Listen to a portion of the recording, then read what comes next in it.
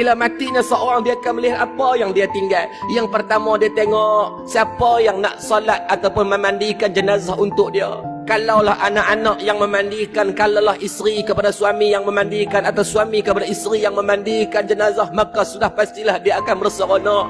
Sebab apa? Banyak daripada aib yang mungkin ada di tubuh badan akan simpan dalam diri anak-anak dan suami isteri tersebut. Dia kata alangkah seronoknya ketika anak-anak yang memandikan dia.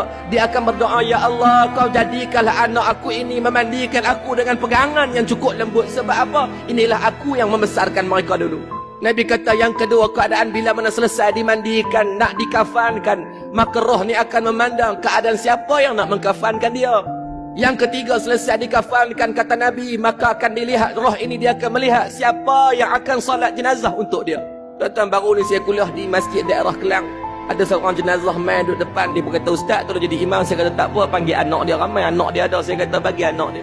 Semua pakat bagi alasan, Ustaz, kami tak reti sembahyang jenazah. Ya Allah, tuan-tuan, ketika tu jadi khuntun hati kita ni. Tengok anak-anak yang mak ayah bagi belajar 5-6 tahun pergi buat bidang masing-masing. Tapi satu ilmu yang kamu belajar 5 minit tak sampai.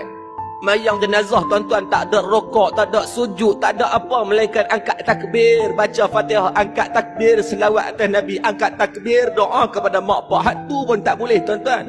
Balik tanya diri masing-masing ni, peti tak lagi nak urus jenazah?